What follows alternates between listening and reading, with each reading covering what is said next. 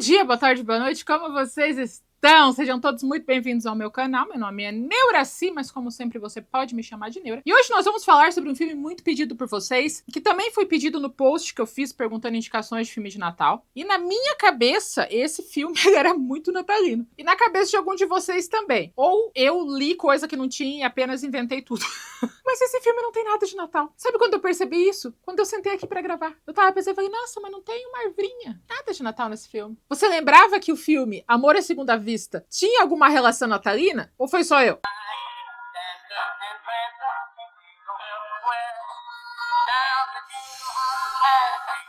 É sério, gente. Eu assisti o filme, eu fiz o roteiro. E na minha cabeça ele tinha uma relação com o Natal. Que relação é essa? Eu não tenho a menor ideia que relação é essa. Não tem nada a ver com o Natal. Mas vai ser um dos filmes natalinos porque, segundo algumas pessoas, incluindo eu, eu acho que é o primeiro efeito Mandela que a gente cai aqui no canal, né? Porque pra mim era muito natalino. Eu assisti o filme. Não vi nada natalino e achei que ainda que o filme era natalino. Mas tá. Esse é um filme que eu não queria assistir. Vocês me pedem sempre, muito tempo, esse filme. Eu não queria assistir por quê? Porque eu gostava desse filme. Eu gostava muito desse filme. Eu achava ele divertido, engraçado, achava que o casal funcionava muito bem, eu achava que os interesses românticos eram top, mas eu estava tão enganada. E a culpa é de vocês. E agora eu vou desgraçar a cabeça de vocês também. Por quê? Porque vocês fizeram isso comigo. Se ele tivesse guardado na minha nostalgia, eu ainda achava que ele era um filme. Tá, o interesse romântico masculino não é aquelas coisas de um homem que presta, mas ele não é um narcisista tóxico. Ele é tão narcisista tóxico que, sabe quem vai voltar? O que eu não achei que era tão amado por vocês, mas é o Beômetro. Se você é novo por aqui, o Beômetro foi criado quando eu falei da trilogia dos 50 Tons de Cinza. Que o protagonista ele tinha tantos problemas, tantas bandeiras vermelhas, que eu ia ficar repetitiva no vídeo falando exatamente a mesma coisa. Daí eu criei o Beômetro. Toda vez que esse homenzinho aqui passar correndo, significa que a protagonista deveria ter corrido também, mas ela não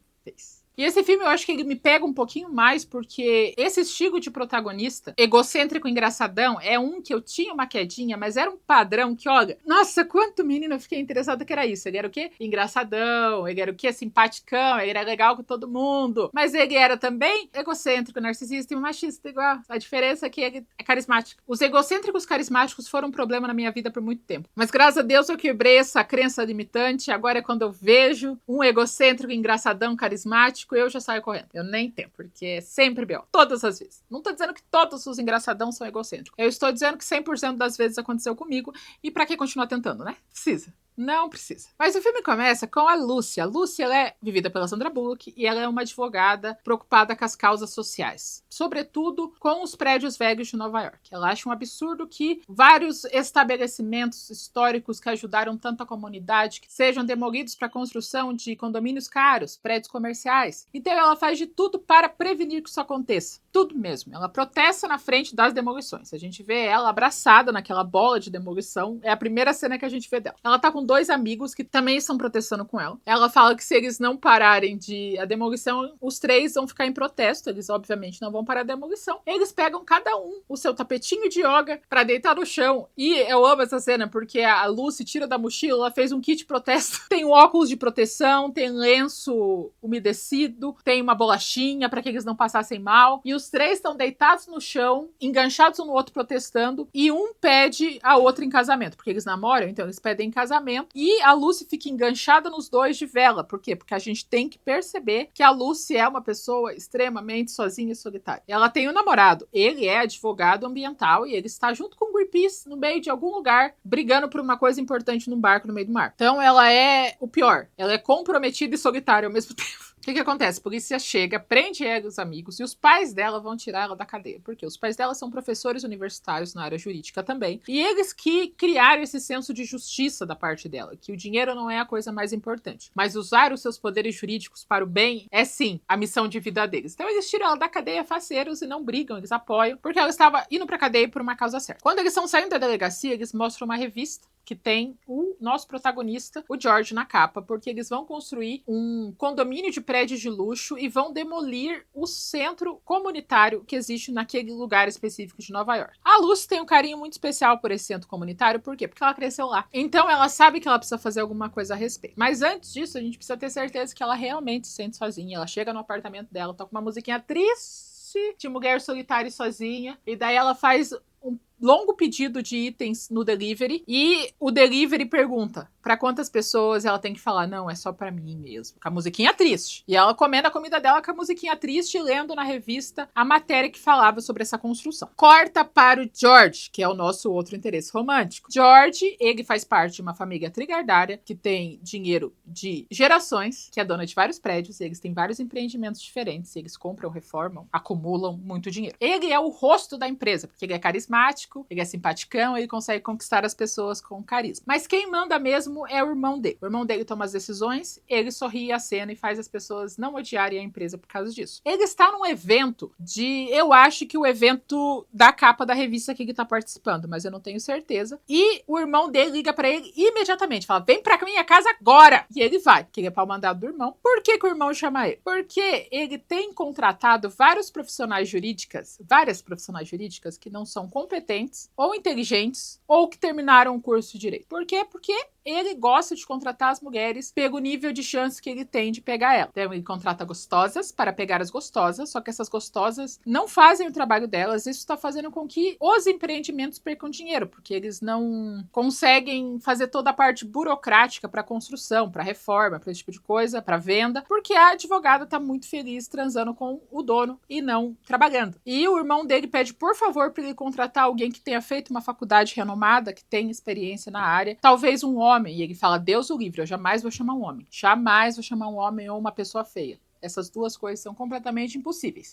Mas ele aceita contratar uma pessoa inteligente, mas ela tem que ser uma mulher e ela tem que ser bonita. Os dois protagonistas se encontram na porta da empresa do George, porque ele terminou de entrevistar uma pessoa, não gostou muito dela. A Lucy chega para falar com ele, tentando conseguir a atenção dele e dar argumentos para que o centro comunitário não seja destruído. Ele acha que ela está pedindo emprego, começa a perguntar que faculdade que ela fez. Ela fez Harvard, qual que é a experiência dela na área, ela explica a experiência dela. E ele fala, nossa, mas para alguém que tá querendo ser contratada, você tá fazendo alguma coisa que não é bem o quê? Eu não tô tentando ser contratada, eu estou tentando argumentar com você que se você deixar o centro comunitário sobreviver, eu consigo com que você tenha todas as permissões para construir o seu empreendimento. E ele fala, entra na minha limousine. E ela entra. Ela entra achando que ele quer pegar ela biblicamente. Quer fazer com que ela encante a serpente de um olho só dele. Mas na verdade ele nem quer isso, ele quer contratar ela. Ele fala, não, isso até que seria legal, mas eu quero te oferecer um emprego. Você pode manter o centro comunitário e você vai cuidar de todo o nosso departamento filantrópico e você vai poder ajudar as instituições ou o que você quiser, da maneira que você quiser. Vai ser a sua responsabilidade, você ainda vai ganhar um salário ótimo e ainda o segurança da limousine fala, ei, você vai também ter um ótimo plano de saúde, é bem legal e tem bônus no final do ano. E ela, O motorista da limousine deixa o George no hotel, que também é dele, e ele mora no hotel porque ele se divorciou, porque ele traiu a esposa. Agora ele tá morando no hotel, porque tem todas as amenidades, ele é dono do hotel, então fechou, né? Tudo vitória. O motorista, eu acho que deixa ela na frente do centro comunitário, e ela vai ter um momento onde ela vai ter, onde nós e ela vamos ter certeza que ele realmente ajuda a sociedade, porque ele tá literalmente ajudando toda a sociedade naquele momento. Entram umas 4 pessoas que foram fazer artes marciais de uniforme, sai umas crianças do balé, na frente tem uns velhinhos jogando xadrez, tem alguém, acho que aprendendo a ler, não sei se estou sendo preconceituosa, senhorinhas fofocando, e ela olhando e falando, cara, eu preciso preservar esse lugar. Ele é realmente muito especial para todas as pessoas que estão ao mesmo tempo mostrando como a comunidade está sendo ajudada. E ela vai falar com os pais dela. A mãe não apoia de jeito nenhum. A mãe fala, Deus o livre, você tá se vendendo pra Satanás, filha. Você acha mesmo que você devia fazer isso? E o pai dela fala, é legal poder pagar as contas. Não é ruim essa ideia de poder pagar as contas. Tá adiantando o que você tá fazendo até agora? Por que não? Vai que dessa vez dá boa. Corta para 2 semanas no futuro e ela está trabalhando fortemente dentro do escritório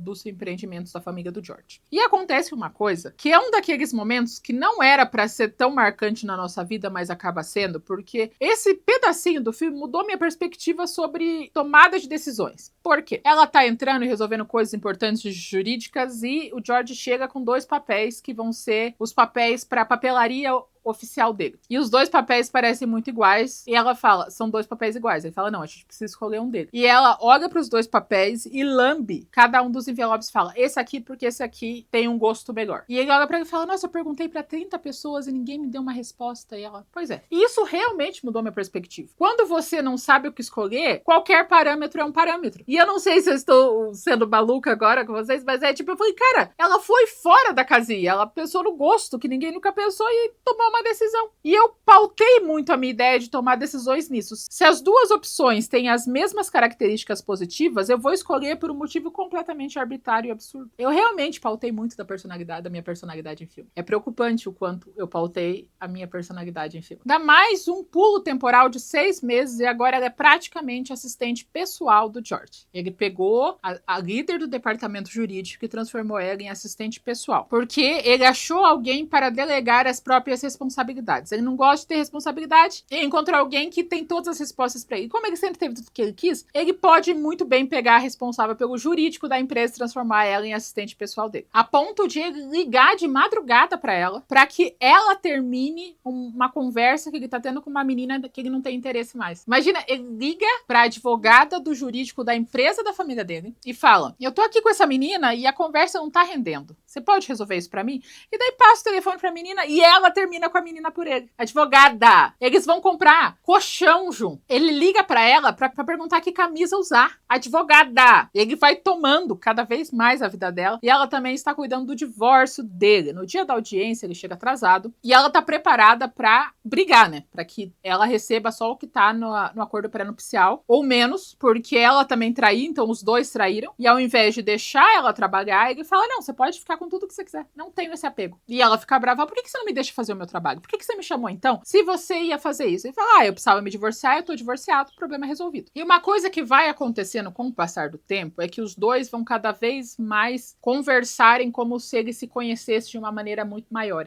Eles entendem o tempo um do outro. Então você vê isso na conversa, como eles são cada vez mais sincronizados. E isso é dado ao fato dos dois serem bons atores. E ao fato dela renegar completamente a vida dela pra viver em órbita dele o tempo todo, 100 horas, pra fazer tudo que uma assistente pessoal faz enquanto ela é advogada do departamento da empresa. Eles saem, ela tá brava com ele e acontece um negócio que é engraçado, porque ele compra um cachorro quente, dá $100 pro cara, ela pode ficar com o troco. E daí, enquanto a Lucy reclama, ela vê um cara segurando um café e coloca uma moeda no café, achando que o cara precisava de dinheiro e na verdade ele só era um cara tomando café. Mais 2 meses se passam com ela trabalhando de doméstica pro George. E ela tá no casamento daquela amiga que foi pedida em casamento no protesto. Ela é uma das madrinhas ou das bridesmaids. E o telefone celular dela toca. O que não é certo, ela podia ter deixado pra vibrar, mas o George tá falando que é uma emergência e ela sai correndo no meio do casamento de vestido de festa pra encontrar o George. E o George só quer saber qual é o melhor terno pra ele usar. É esse o tanto que ele se importa com ela. Ele manda uma emergência e ela fala: a gente fechou os parâmetros da emergência. Emergência é só quando você tá sangrando ou morrendo. Ou alguém está sangrando ou morrendo. Ele fala: pois é, mas eu não sabia que terno escolher. Quando ele escolhe o terno e a gravata, ela fala: não dá mais, eu vou me demitir. Por quê? Porque minha vida gira em torno de você. Considere hoje esse é o meu aviso prévio. E ele fica bravo. E o que ele faz? Ele liga para todas as grandes empresas de Nova York e fala que ela é muito importante na empresa e que é para ninguém contratar ela. Então ele fez o quê? Ele tratava a advogada como assistente pessoal. Ela não aguentava mais ser chamada para escolher gravata e daí ele liga para todo mundo e fala que eles não podem dar emprego para ela. A ponto de ela voltar para a empresa e falar: eu não acredito que você fez isso comigo. Eu não acredito que você proibiu todas as empresas de me contratar. Daí ele fala: pois é, mas fora isso você tem um contrato comigo que você mesma fez, que você não pode sair daqui enquanto você não terminar tal projeto, que é o projeto que tem a ver com o centro comunitário. E ela fica tipo: caceta! E ela manda o contrato pros pais dela. E os pais dela falam: filha, você fez um ótimo trabalho, porque não tem como você sair desse contrato que você mesma fez pra você mesma. E dela: mas pai, eu não aguento mais ficar aqui. Ela: pois é, mas você fez um contrato que não tem como sair. Ah, e fora aqui, quando os dois estavam brigando, quando ela pede demissão, sabe o que ele responde pra ela? Ele responde que ela é muito mal agradecida, porque ele escolheu empregar ela, mesmo ela não tendo experiência naquela área, e é culpa dela o fato de ela ser tão cheia de certezas que ele acabou não conseguindo ter mais nenhuma opinião perto dela. Que culpa eu tenho se você sabe de tudo e agora eu não consigo mais tomar uma decisão sem você? O próximo plano dela para tentar sair da empresa é ser uma péssima advogada. Então ela chega com o cabelo solto, meio descabelada, mascando chiclete, com a roupa aberta e finge que ela não sabe nada numa reunião importante do George com o irmão dele. Quando eles saem da reunião, ele olha pra ele e fala, não adianta, você não vai ser demitido. Não importa o que você faça, eu não vou te demitir. Não adianta você fingir que você não é uma boa profissional. Os dois entram no banheiro e ela fala assim, eu tô com uma úlcera, do tamanho de uma laranja, porque eu não durmo mais. Porque todas as vezes que eu vou dormir, você me liga à noite pra perguntar alguma coisa. E todas as vezes que você não me liga, eu tenho pesadelos com você achando que você me ligou. Eu estou miserável. Minha vida não existe mais. E além de tudo, pela primeira vez na minha vida, eu fui trabalhar e não dediquei 100% do meu esforço pra isso. Isso me deixa muito triste. Por favor, me deixa sair. Eu acho alguém pra me substituir. E ele, enfim, aceita, só que acaba caindo um negócio e o cabelo dela fica preso na braguilha dele e o irmão vê. E não fica surpreso, porque é uma coisa que acontece bastante das advogadas contratadas fazerem isso por irmão dele. Vai ter uma coletiva de imprensa no terreno que vai ser o tal dos condomínios de luxo. E quem aparece lá? Os pais da Lucy, porque eles moram perto e foram lá julgar o George. A mãe da Lucy age com desdém e ódio porque ela tá certa. Ele não presta mesmo. Mas o pai da Lucy chama ele pra comer bolo. Vamos lá em casa comer bolo. E daí os 4 vão comer bolo na casa deles. E daí eles sobem na sacada e a Lucy mostra para o George que as pessoas são pessoas. Tá vendo como aquelas pessoas vivem? Você percebeu que tem pessoas que vivem? E ele, nossa, uau, nunca tinha pensado nisso. Que outras pessoas também vivem. Porque ela faz tipo, olha, aquele cara, ó, toda final da tarde, os maridos se reúnem de um lado, as mulheres do outro, os maridos vão jogar sinuca, as mulheres vão tomar sol, e ele, nossa, pessoas fazendo coisas, uau.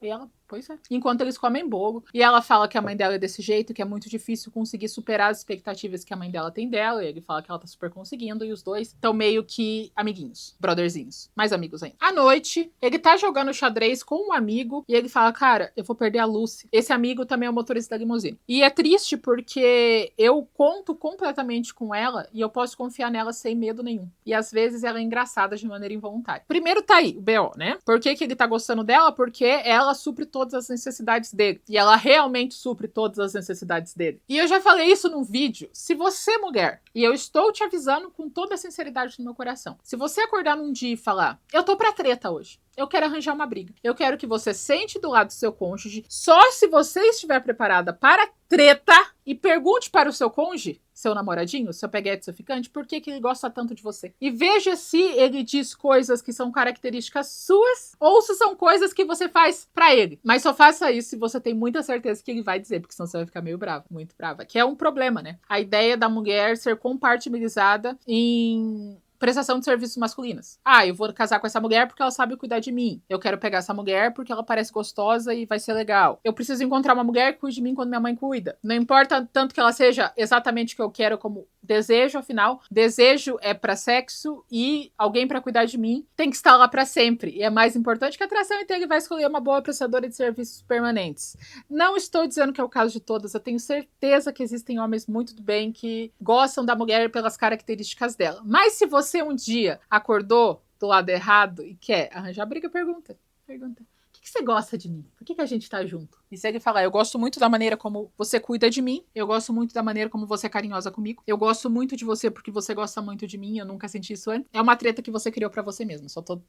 Eu vim criar a semente da treta, mas o resto você criou você mesmo. E daí o motorista da limusine da fala, cara, tem 2 coisas que eu entendo, é de mulher e de xadrez. A diferença entre a mulher e xadrez é que o xadrez faz sentido e a mulher não. A mulher não faz o menor sentido, não existem regras, mulher é tudo doida. E aí faz, top. Obrigada pelo conselho. Agora eles estão ativamente procurando um substituto para Lucy e não está indo bem porque o George fala coisas desnecessárias. E daí os dois vão almoçar juntos e a gente vê que eles criaram uma relação simbiótica problemática. Os dois pedem a comida, ele já tira todo o gelo do copo dele, põe no copo dela. Ela começa com o garfo a pegar a comida dele, pôr no prato dela e falar pra ele tirar as comidas dela e pôr no prato dele. Tipo, os dois já estão nessa dinâmica complicada. E no outro dia, o George chega todo feliz com roupa de tênis e a Lucy tá mal porque ela meio que tá solteira agora porque o namorado dela queria que ela fosse pra algum lugar do oceano lutar contra alguma coisa que o Greenpeace quer e ela fala, eu odeio barco. Eu não quero ir pra um lugar que tenha barco, eu não quero ficar no mar, eu não gosto de barco. Ele fala, você odeia todos os barcos? Ela, todos os barcos, tem que você não conheceu o meu barco. Leva ela pro barco, ela bebe demais e faz as perguntas que você nunca pode fazer pra um homem.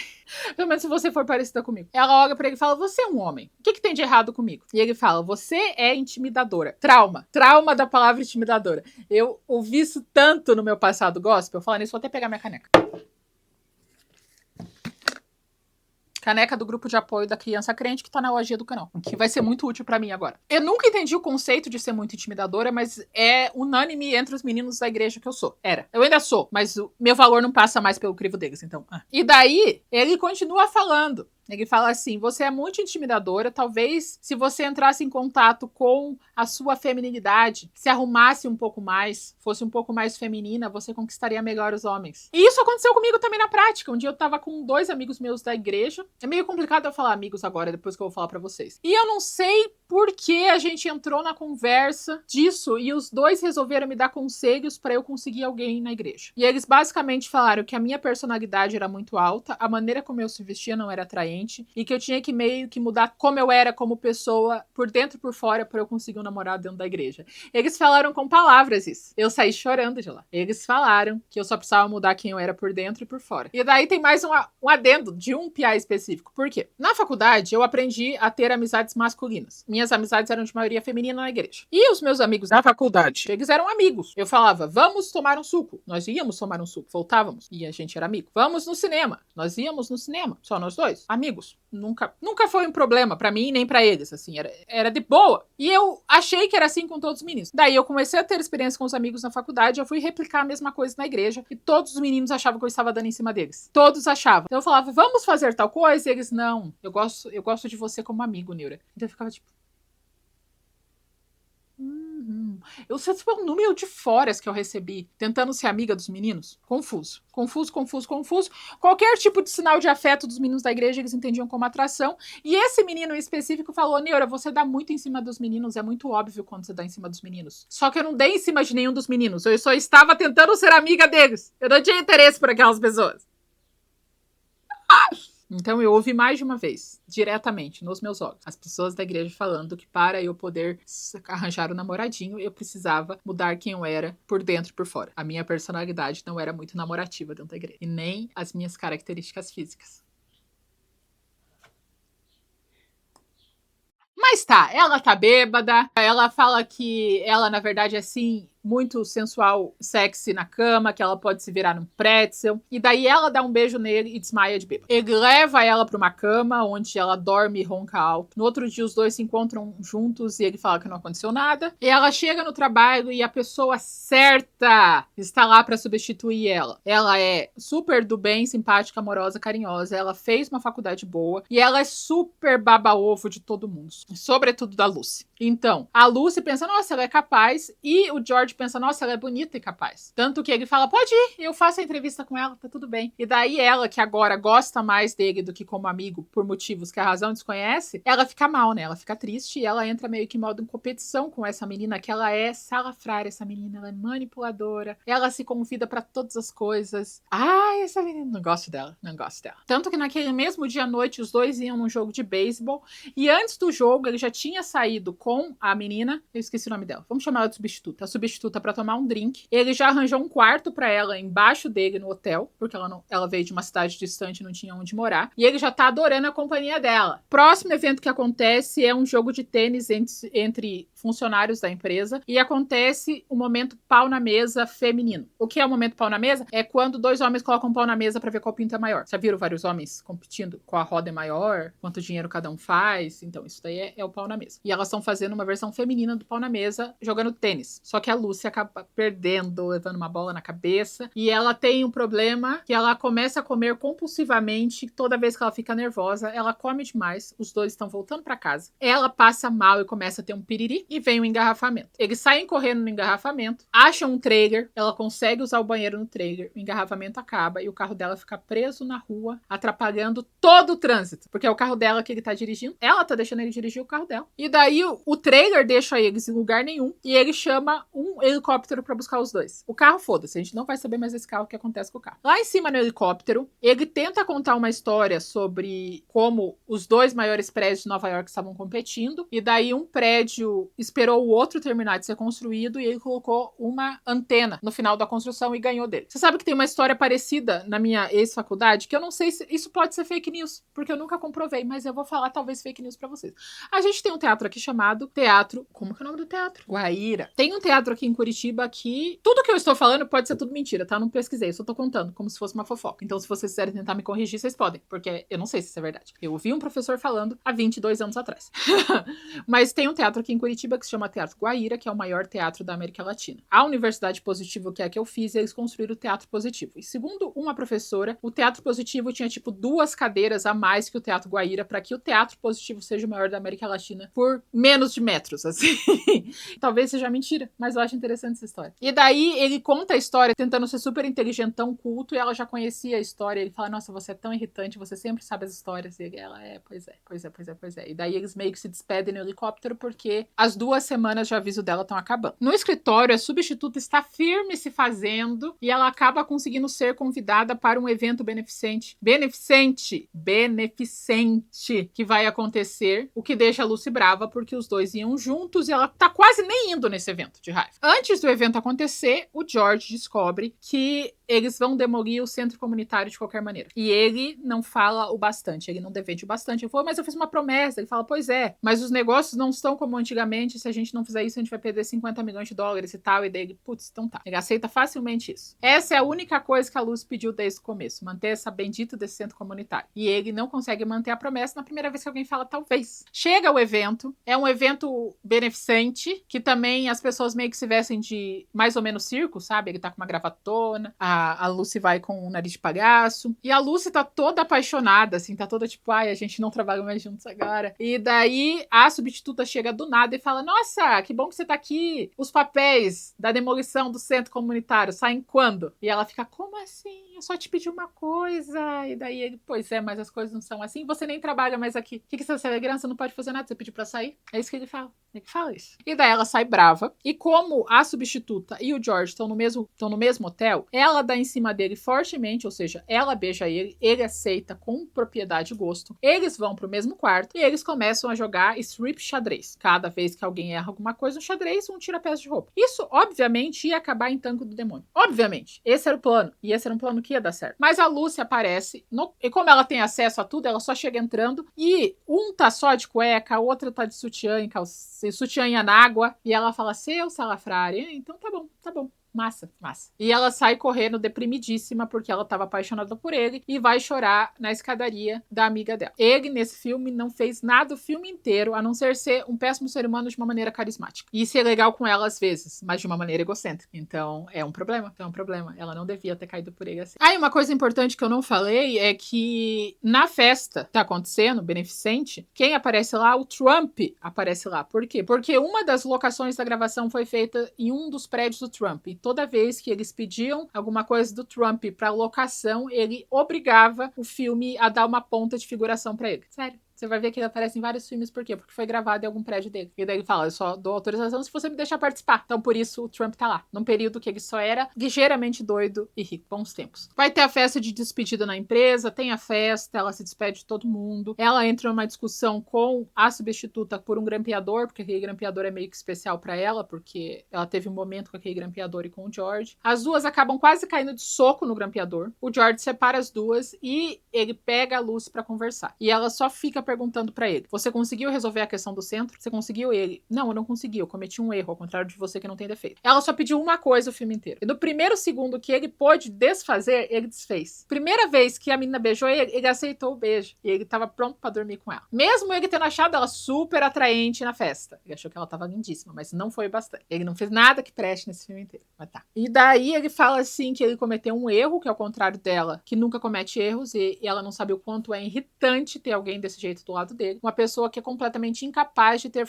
falhas, de erros. Ela faz todo mundo se sentir pior por associação. Ao invés de ele assumir a responsabilidade, mais uma vez, ele bota a culpa nela. Um tempo não determinado se passa. Ela tá trabalhando em um escritório, acho que comunitário de direito. E o George aparece lá falando pra ela revisar o discurso dele. Mas esse discurso, na verdade, é um discurso falando que eles não vão demolir o centro comunitário e que ele gosta muito dela. Ela olha pra ele com desdém e fala, eu tenho que trabalhar. Ele sai, ela repensa, volta, os dois se abraçam, se beijam, os dois falam que um está apaixonado pelo outro. E ele fala, eu nunca dormi com a substituta. E ela fala, agora sim, é isso que eu queria ouvir. Que você não dormiu com ela, mas você iria, porque eu vi vocês dois pelados. Mas ela ignora essa parte porque ela tá apaixonada, né? Porque vai dar certo. Vai ser só vitória. Alguém que é literalmente o oposto dela em todos os aspectos, que nunca tratou ela bem o filme inteiro, que ele só gostou dela acima de tudo porque ela atendia todas as necessidades dele. E a primeira vez que ele teve qualquer tipo de fricção, ele derrubou todas as promessas que ele fez pra ela. Mas agora eles estão apaixonados. Então tá tudo bem, o centro vai ficar lá. E daí a última cena dos dois é ela fazendo um grande pedido pro delivery, só que dessa vez é pra 2 pessoas. Porque agora ela tem uma companhia. E o filme acaba. Eu realmente gosto da dinâmica dos dois, gente. Eles são muito bons juntos. Sandra Bullock é foda, né?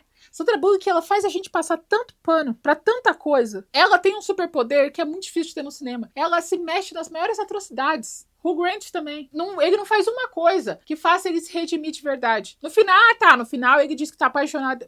Mas do resto, ela é escrava dele o filme inteiro. Mas os dois são carismáticos e a gente passa pano. E é isso, gente. Vocês gostam desse filme? Conta pra mim nos comentários. Vocês vão assistir? Porque eu falei desse filme, conta pra mim nos comentários. Não se esqueça de curtir esse vídeo. Se você tem alguém que você quer destruir as boas lembranças desse filme, me mostra pra ele. Se você não é inscrito no canal, se inscreva no meu canal. Dá uma olhada na minha descrição. Tem a lojinha, onde você pode comprar sua caneca do grupo de apoio da Criança Crente e outras coisas muito legais. Tem grupo no Telegram, tem formulário de pedidos de filmes. E se você quiser ser membro do canal, você pode ser membro do canal. E a gente se vê na próxima semana ou a qualquer momento.